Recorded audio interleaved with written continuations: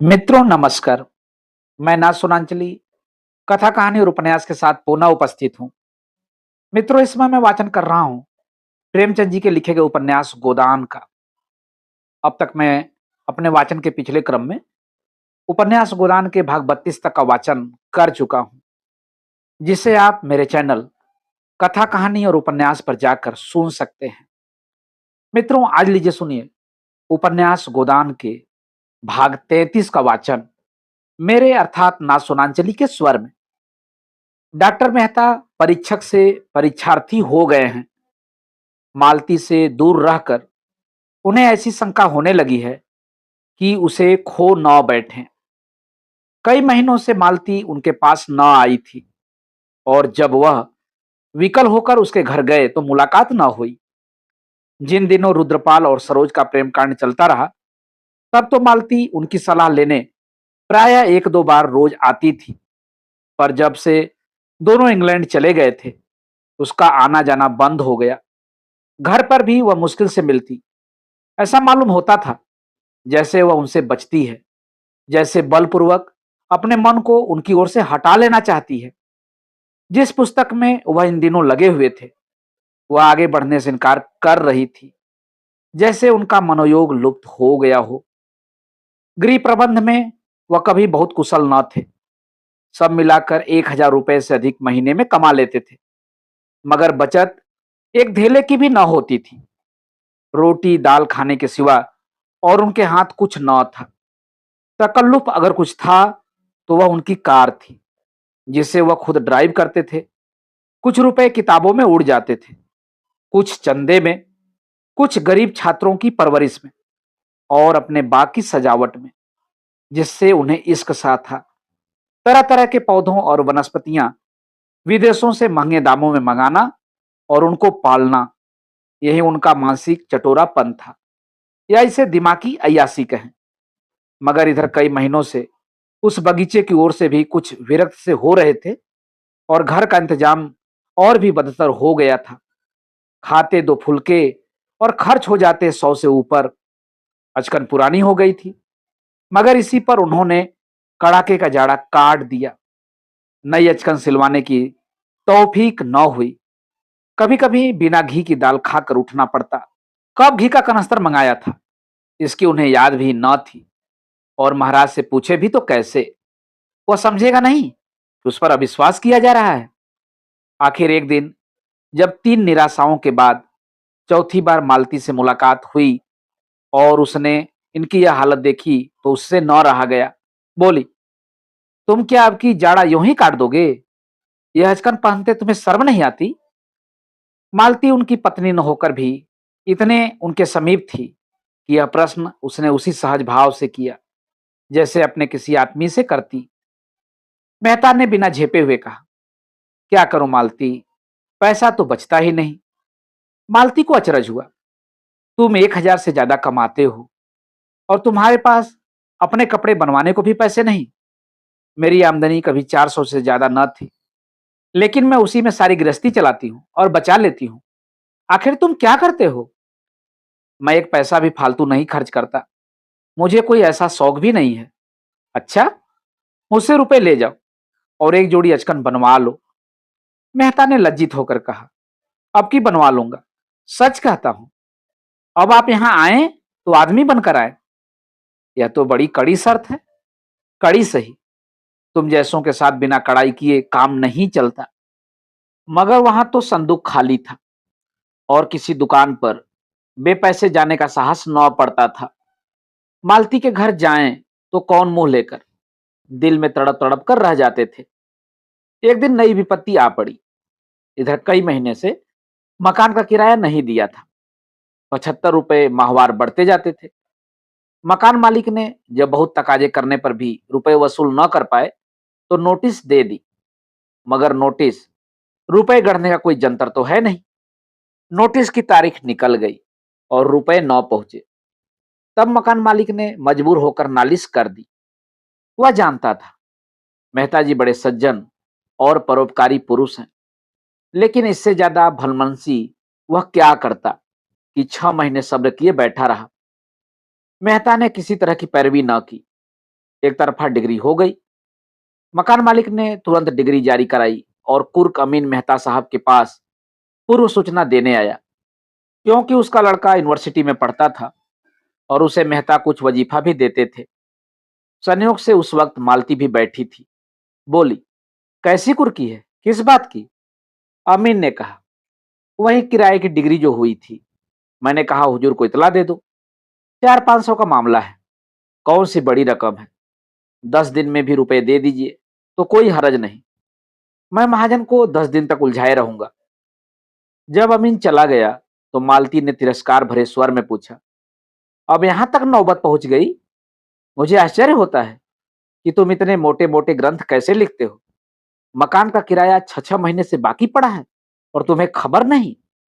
मेहता लज्जा से सिर झुकाकर बोले, खबर क्यों नहीं है, लेकिन रुपए बचते ही नहीं।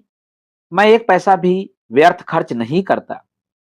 कोई हिसाब किताब ही लिखते हो? हिसाब क्यों नहीं रखता?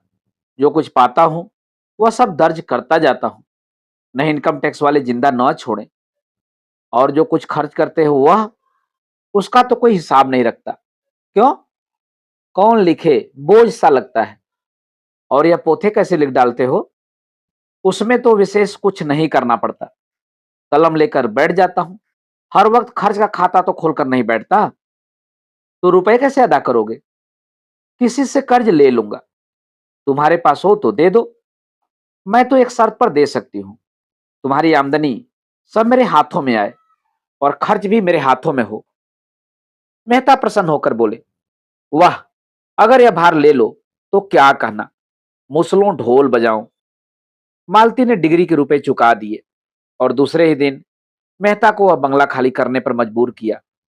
अपने बंगले में उसने उनके लिए 2 बड़े-बड़े कमरे दे दिए। उनके भोजन आदि का प्रबंध भी अपने ही गृहस्थी में कर दिया। मेहता के पास सामान तो ज्यादा न था, मगर किताबें कई गाड़ी थीं। उनके दोनों कमरे पुस्तकों से भर गए। अपना बगीचा छोड़ने का उन्हें जरूर दुख हुआ, लेकिन मालती ने अपना पूरा अहाता उनके लिए छोड़ दिया कि जो फूल पत्तियां वो चाहें लगाएं। मेहता तो निश्चिंत हो गए, लेकिन मालती को उनकी आय व्यय पर नियंत्रण करने में बड़ी मुश्किलों का सामना करना पड़ा। उसने देखा, आय तो 1,000 से ज्यादा है, मगर वह सारी की सारी गुप्त दान में उड़ जाती है। 20-25 लड़के उन्हीं से वजीफा पाकर विद्यालय में पढ़ रहे थे। विधवाओं की तादाद भी इससे कम न थी। इस खर्च में कैसे कमी करे, यह उसे न सूझता था। सारा दोष उसी के सिर मढ़ा जाएगा, सारा अपयश उसी के हिस्से पड़ेगा। कभी मेहता पर झुलाती, कभी अपने ऊपर, कभी प्रार्थियों के ऊपर, जो एक सरल उदार प्राणी पर अपना भार रखते जरा भी न सकुचाते थे। यह देखकर और झुंझुलाहट होती थी कि इन दान लेने वालों में कुछ तो इसके पात्र ही न थे। एक दिन उसने मेहता को आड़े हाथों लिया। मेहता ने उसका आक्षेप सुनकर निश्चिंत भाव से कहा, तुम्हें अख्तियार है, जिसे चाहो दो, चाहे न दो, मुझसे पूछने की कोई जरूरत नहीं। हां, जवाब भी तुम्ही को देना पड़ेगा। मालती ने चिढ़कर कहा, हां और क्या, यश तो तुम लो, यह अपयश मेरे सिर मढ़ो। मैं नहीं समझती तुम किस तर्क से इस दान प्रथा का समर्थन कर सकते हो। मनुष्य जाति को इस प्रथा ने जितना आलसी और मुफ्तखोर बनाया है और उसके आत्मगौरव पर जैसा आघात किया है, उतना अन्याय ने भी न किया होगा। बल्कि मेरे ख्याल में अन्याय ने मनुष्य जाति में विद्रोह की भावना उत्पन्न करके समाज का बड़ा उपकार किया है। मेहता ने स्वीकार किया, मेरा भी यही ख्याल है। तुम्हारा यह ख्याल नहीं है? नहीं मालती, मैं सच कहता हूं। तो विचार और व्यवहार में इतना भेद क्यों? मालती ने तीसरे महीने बहुतों को निराश किया। किसी को साफ जवाब दिया, किसी से मजबूरी जताई, किसी की फजीहत की। मिस्टर मेहता का बजट तो धीरे धीरे ठीक हो गया, मगर इससे उनको एक प्रकार की ग्लानि हुई। मालती ने जब तीसरे महीने में 300 बचत दिखाई, तब वह उससे कुछ बोले नहीं, मगर उनकी दृष्टि में उसका गौरव कुछ कम अवश्य हो गया। नारी में दान और त्याग होना चाहिए, उसकी यही सबसे बड़ी विभूति है। इसी आधार पर समाज का भवन खड़ा है। वणिक बुद्धि को वह आवश्यक बुराई ही समझते थे। जिस दिन मेहता की अचकनें बनकर आईं और नई घड़ी आई, वह संकोच के मारे कई दिन बाहर न निकले। आत्मसेवा से बड़ा उनकी नजर में दूसरा अपराध न था। मगर रहस्य की बात यह थी कि मालती उनको तो लेखे डोढ़े में कसकर बांधना चाहती थी, उनके धन दान के द्वार बंद कर देना चाहती थी, पर खुद जीवन दान देने में अपने समय और सदाशयता को दोनों हाथों से लुटाती थी। अमीरों के घर तो वह बिना फीस लिए न जाती थी, लेकिन गरीबों को मुफ्त देखती थी, मुफ्त दवा भी देती थी। दोनों में अंतर इतना ही था कि मालती घर की भी थी और बाहर की भी। मेहता केवल बाहर के थे, घर उनके लिए न था। निजत्व दोनों मिटाना चाहते थे। मेहता का रास्ता साफ था, उन पर अपनी जात के सिवा और कोई जिम्मेदारी न थी। मालती का रास्ता कठिन था, उस पर दायित्व था, बंधन था, जिसे वह तोड़ न सकती थी, न तोड़ना चाहती थी। उस बंधन में ही उसे जीवन की प्रेरणा मिलती थी। उसे अब मेहता को समीप से देखकर यह अनुभव हो रहा था कि वह खुले जंगल में विचरने वाले जीव को पिंजरे में बंद नहीं कर सकती, और बंद कर देगी तो वह काटने और नोचने दौड़ेगा। पिंजरे में सब तरह का सुख मिलने पर भी उसके प्राण सदैव जंगल के लिए ही तड़पते रहेंगे। मेहता के लिए घरबारी दुनिया एक अनजानी दुनिया थी, जिसकी रीति नीति से वह परिचित न थे। उन्होंने संसार को बाहर से देखा था और उसे भय और फरेब से ही भरा समझते थे। जिधर देखते थे उधर ही बुराइयां नजर आती थी। मगर समाज में जब गहराई में जाकर देखा तो उन्हें मालूम हुआ कि इन बुराइयों के नीचे त्याग भी है, प्रेम भी है, साहस भी है, धैर्य भी है। मगर यह भी देखा कि वह विभूतियां तो हैं जरूर, पर दुर्लभ हैं। और इस शंका और संदेह में जब मालती का अंधकार से निकलता हुआ देवी रूप उन्हें नजर आया, तब वह उसकी ओर उतावलेपन के साथ सारा धैर्य खोकर टूटे और चाहा कि उसे ऐसे जतन से छिपा कर रखें कि किसी दूसरे की आंख भी उस पर न पड़े। यह ध्यान न रहा कि यह मोह ही विनाश की जड़ है। प्रेम जैसी निर्मम वस्तु क्या भय से बांध कर रखी जा सकती है? वह तो पूरा विश्वास चाहती है, पूरी स्वाधीनता चाहती है, पूरी जिम्मेदारी चाहती है। उसके पल्लवित होने की शक्ति उसके अंदर है। उसे प्रकाश और क्षेत्र मिलना चाहिए। वह कोई दीवार नहीं है जिस पर ऊपर से ईंटें रखी जाती हैं। उसमें तो प्राण है, फैलने की असीम शक्ति है। जब से मेहता इस बंगले में आए हैं, उन्हें मालती से दिन में कई बार मिलने का अवसर मिलता है। उनके मित्र समझते हैं यह उनके विवाह की तैयारी है, केवल रस्म अदा करने की देर है। मेहता भी यही स्वप्न देखते रहते हैं। अगर मालती ने उन्हें सदा के लिए ठुकरा दिया होता तो क्यों उन पर इतना स्नेह रखती? शायद वह उन्हें सोचने का अवसर दे रही है, और वह खूब सोचकर इसी निश्चय पर पहुंचे हैं कि मालती के बिना वह आधे हैं। वही उन्हें पूर्णता की ओर ले जा सकती है। बाहर से वह विलासिनी है, भीतर से वही मनोवृत्ति शक्ति का केंद्र है। मगर परिस्थिति बदल गई है। तब मालती प्यासी थी, अब मेहता प्यास से विकल है। और एक बार जवाब पा जाने के बाद उन्हें उस प्रश्न पर मालती से कुछ कहने का साहस नहीं होता। यद्यपि उनके मन में अब संदेह का लेश नहीं रहा। मालती को समीप से देखकर उनका आकर्षण बढ़ता ही जाता है। दूर से पुस्तक के जो अक्षर लिपे पोते लगते थे, समीप से वह स्पष्ट हो गए हैं। उनमें अर्थ है, संदेश है। इधर मालती ने अपने बाग के लिए गोबर को माली रख लिया था। एक दिन वह किसी मरीज को देखकर आ रही थी कि रास्ते में पेट्रोल न रहा। वह खुद ड्राइव कर रही थी। फिक्र हुई पेट्रोल कहां से आए। रात के 9 बज गए थे और माह का जाड़ा पड़ रहा था। सड़कों पर सन्नाटा हो गया था। कोई ऐसा आदमी नजर न आता था जो कार को ढकेल कर पेट्रोल की दुकान तक ले जाए। बार बार नौकर पर झुंझला रही थी। हराम खोर कहीं का, बेखबर पड़ा रहता है। संयोग से गोबर उधर से आ निकला। मालती को देखकर उसने हालत समझ ली और गाड़ी को 2 फरलांग ठेल कर पेट्रोल की दुकान तक लाया। मालती ने प्रसन्न होकर पूछा, नौकरी करोगे? गोबर ने धन्यवाद के साथ स्वीकार किया। 15 रुपए वेतन तय हुआ। माली का काम उसे पसंद था। यही काम उसने किया था और उसमें मजा हुआ था। मिल की मजदूरी में वेतन ज्यादा मिलता था, पर उस काम से उसे उलझन होती थी। दूसरे दिन गोबर ने मालती के यहाँ काम करना शुरू कर दिया। उसे रहने को एक कोठरी भी मिल गई। झुनिया भी आ गई। मालती बाग में आती तो झुनिया का बालक धूल मिट्टी में खेलता फिरता। एक दिन मालती ने उसे एक मिठाई दे दी। बच्चा उस दिन से परच गया। उसे देखते ही उसके पीछे लग जाता और जब तक मिठाई न ले लेता उसका पीछा न छोड़ता। एक दिन मालती बाग में आई तो बालक न दिखाई दिया। झुनिया से पूछा तो मालूम हुआ बच्चे को ज्वर आ गया है। मालती ने घबरा कर कहा, ज्वर आ गया तो मेरे पास क्यों नहीं लाई? चल देखो। बालक खटोले पर ज्वर में अचेत पड़ा था। खपरेल की उस कोठरी में इतनी सीलन, इतना अंधेरा और इस ठंड के दिनों में भी इतने मच्छर थे कि मालती एक मिनट भी वहां न ठहर सकी। तुरंत आकर थर्मामीटर लिया और फिर जाकर देखा, ज्वर 104 था। मालती को भय हुआ, कहीं चेचक न हो।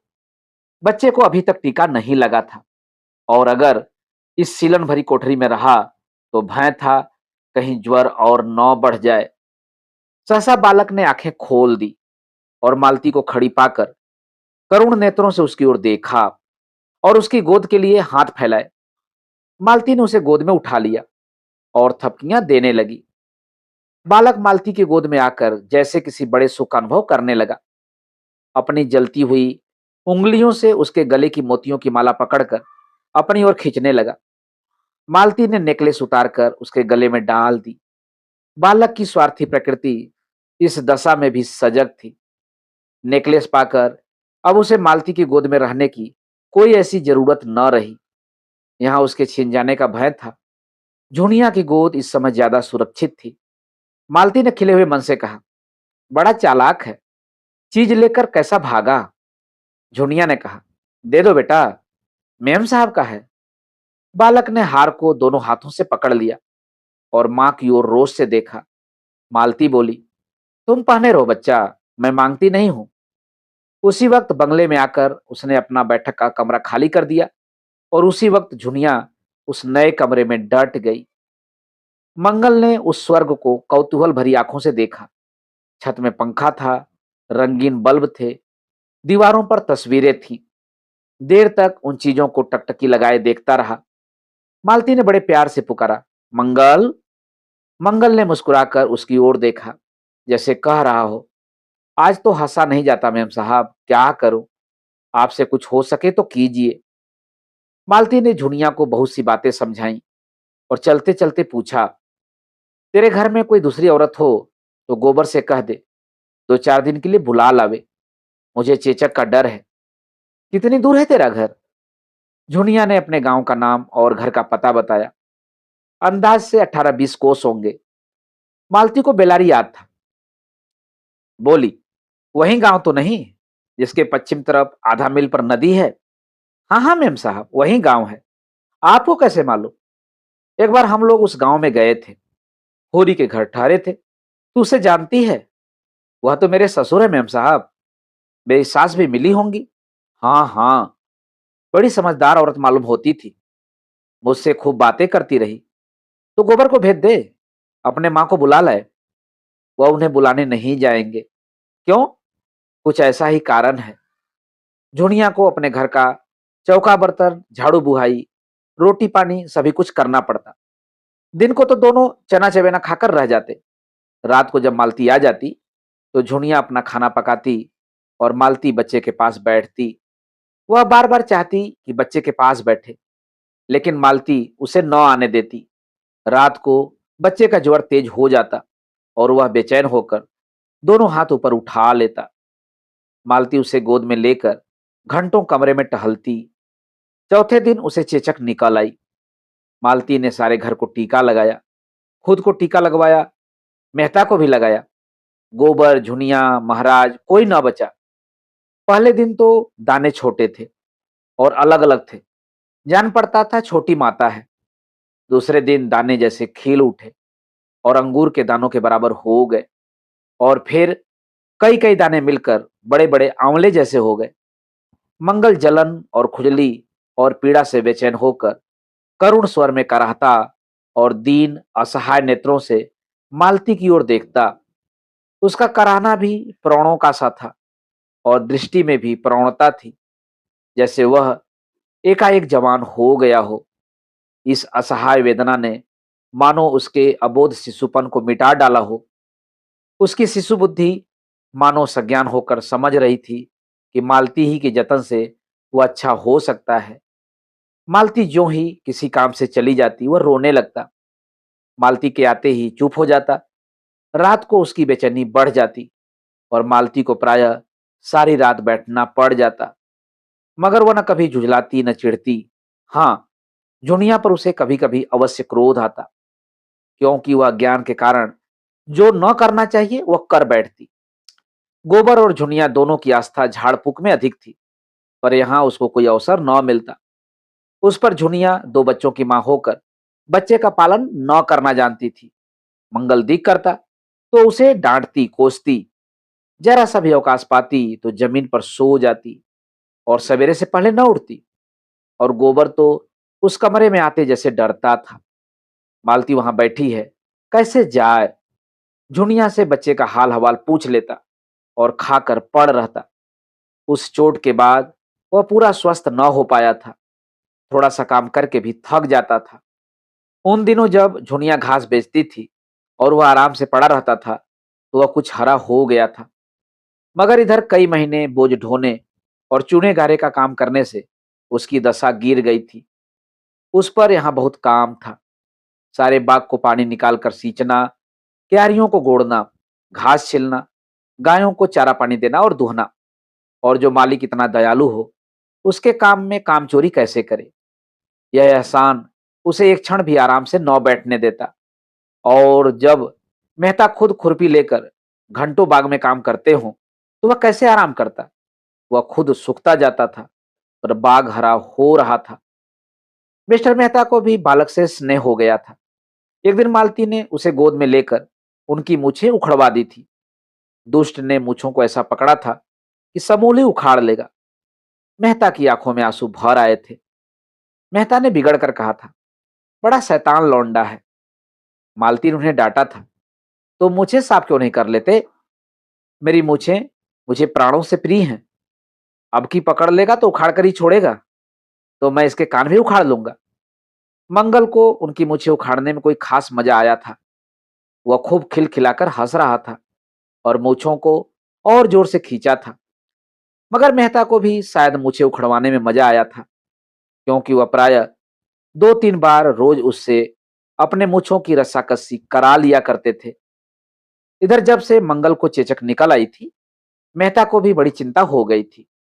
अक्सर कमरे में जाकर मंगल को व्यथित आंखों से देखा करते। उसके कष्टों की कल्पना करके उनका कोमल हृदय हिल जाता था।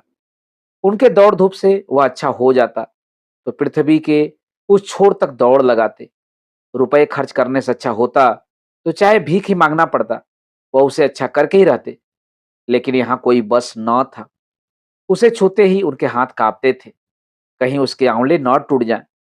मालती कितने कोमल हाथों से उसे उठाती है, कंधों पर उठाकर कमरे में टहलाती है और कितने स्नेह से उसे बहलाकर दूध पिलाती है। यह वात्सल्य मालती को उनकी दृष्टि में न जाने कितना ऊंचा उठा देता है। मालती केवल रमणी नहीं है, माता भी है। और ऐसी वैसी माता भी नहीं, सच्चे अर्थों में देवी और माता, और जीवन देने वाली, जो पराये बालक को भी अपना सकती है, जैसे उसने मातापन का सदैव संचय किया हो और आज दोनों हाथों से उसे लुटा रही हो। उसके अंग अंग से मातापन फूटा पड़ता था, मानो यही उसका यथार्थ रूप हो। यह हाव भाव, यह शौक श्रृंगार उसके मातापन के आवरण मात्र हो, जिसमें उस विभूति की रक्षा होती रहे। रात का 1 बज गया था। मंगल का रोना सुनकर मेहता चौंक पड़े। सोचा, बेचारी मालती आधी रात तक तो जागती रही होगी। इस वक्त उसे उठने में कितना कष्ट होगा।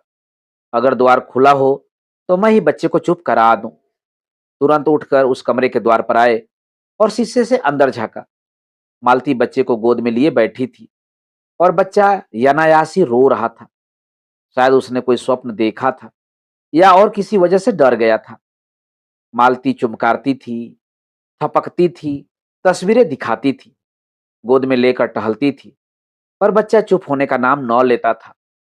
मालती का यह टूट वात्सल्य, यह अदम्य मातृभाव देखकर उनकी आंखें सजल हो गईं। मन में ऐसा पुलक उठा कि अंदर जाकर मालती के चरणों को हृदय से लगा लें। अंतःस्थल से अनुराग में डूबे हुए शब्दों का एक समूह मचल पड़ा। प्रिय, मेरे स्वर्ग की देवी, मेरी रानी, डार्लिंग। और उसी प्रेमोन्माद में उन्होंने पुकारा, मालती, जरा द्वार खोल दो। मालती ने आकर द्वार खोल दिया और उनकी ओर जिज्ञासा की आंखों से देखा। मेहता ने पूछा, क्या झुनिया नहीं उठी? यह तो बहुत रो रहा है। मेहता ने संवेदना भरे स्वर में कहा, आज 8वां दिन है, पीड़ा अधिक होगी इसी से। तो लाओ, मैं कुछ देर टहला दूं, तुम थक गई होगी। मालती ने मुस्कुराकर कहा, तुम्हें जरा ही देर में गुस्सा आ जाएगा। बात सच थी, मगर अपनी कमजोरी को कौन स्वीकार करता है। मेहता ने जिद करके कहा, तुमने मुझे इतना हल्का समझ लिया है। मालती ने बच्चे को उनकी गोद में दे दिया। उनकी गोद में जाते ही वह एकदम चुप हो गया। बालकों में जो एक अंतर्ज्ञान होता है, उसने उसे बता दिया, अब रोने में तुम्हारा कोई फायदा नहीं। यह नया आदमी स्त्री नहीं पुरुष है, और पुरुष गुस्सेवर होता है और निर्दयी भी होता है, और चारपाई पर लेटाकर या बाहर अंधेरे में सुलाकर दूर चला जा सकता है और किसी को पास आने भी न देगा। मेहता ने विजय गर्व से कहा, देखा कैसा चुप कर दिया। मालती ने विनोद किया, हाँ, तुम इस कला में भी कुशल हो। कहाँ सीखी? तुमसे। मैं स्त्री हूं और मुझ पर विश्वास नहीं किया जा सकता। मेहता ने लज्जित होकर कहा, मालती, मैं तुमसे हाथ जोड़कर कहता हूं, मेरे उन शब्दों को भूल जाओ।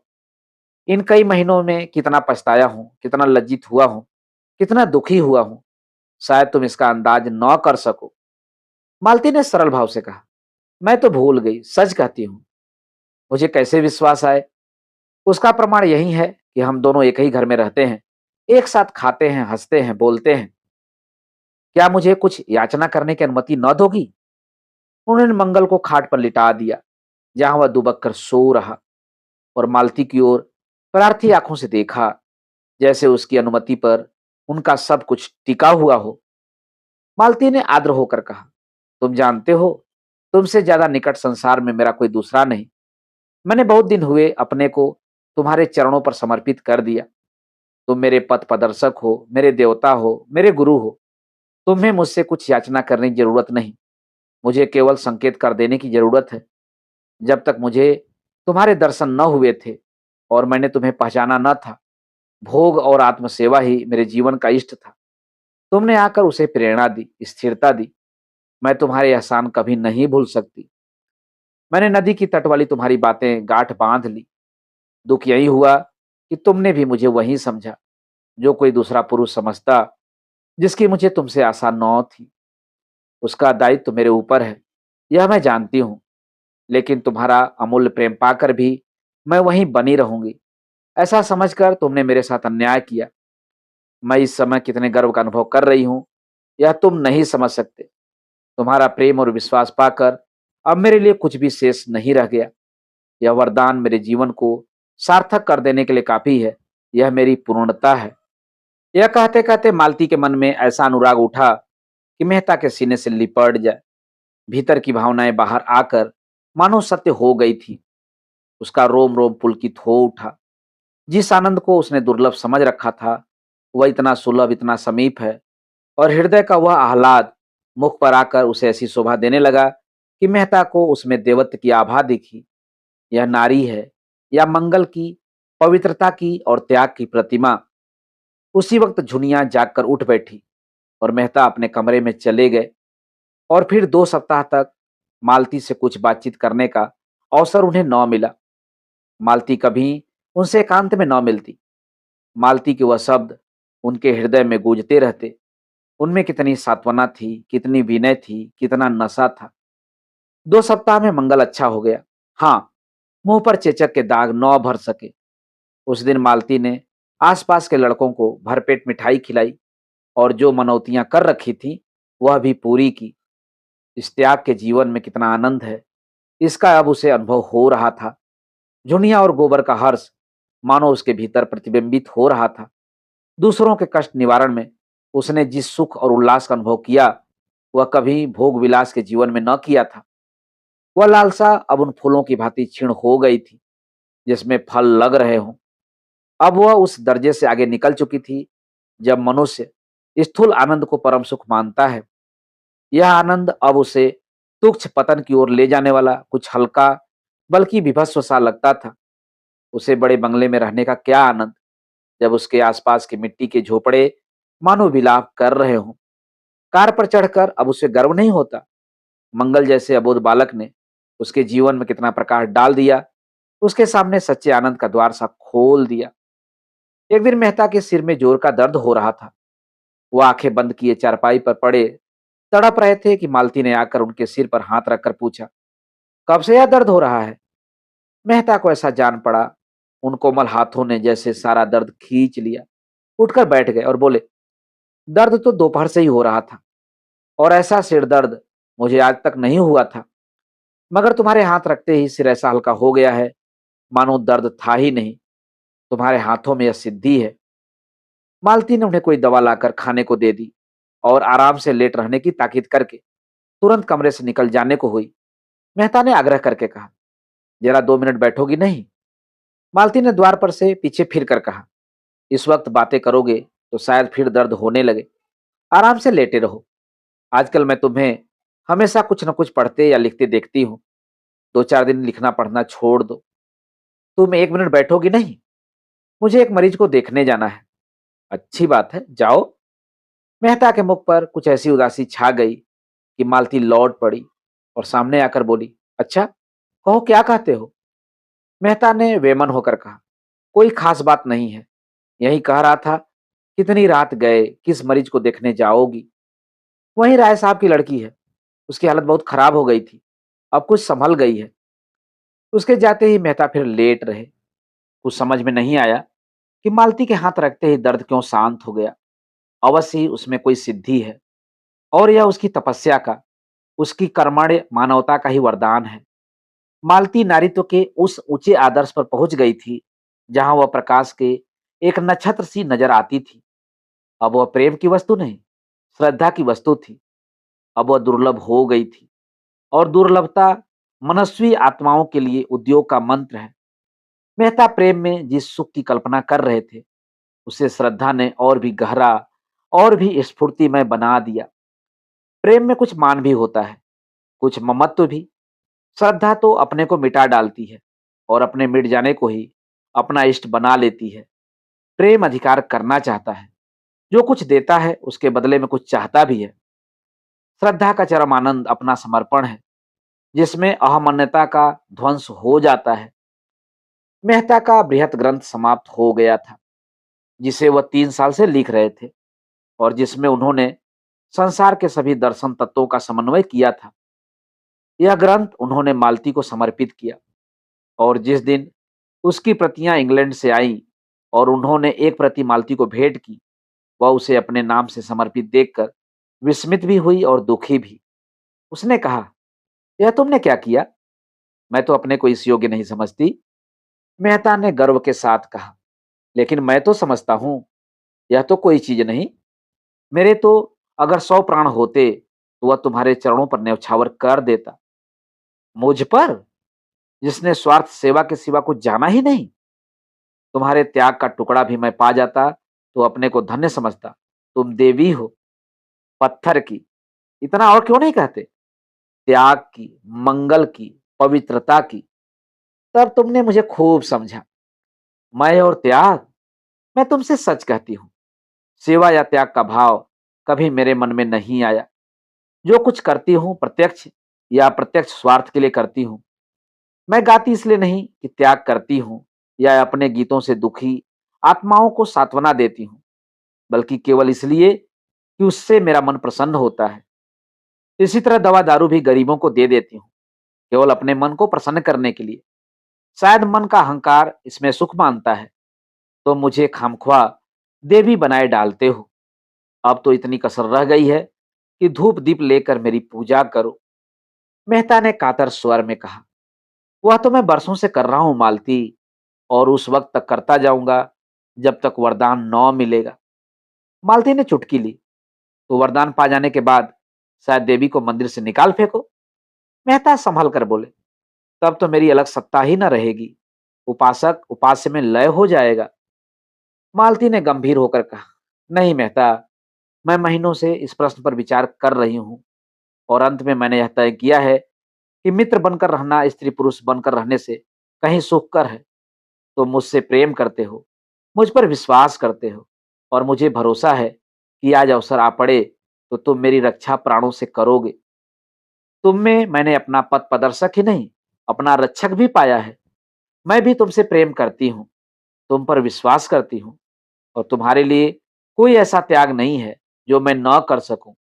और परमात्मा से मेरी यही विनय है कि वह जीवन पर्यंत मुझे इसी मार्ग पर दृढ़ रखे, हमारी पूर्णता के लिए, हमारी आत्मा के विकास के लिए।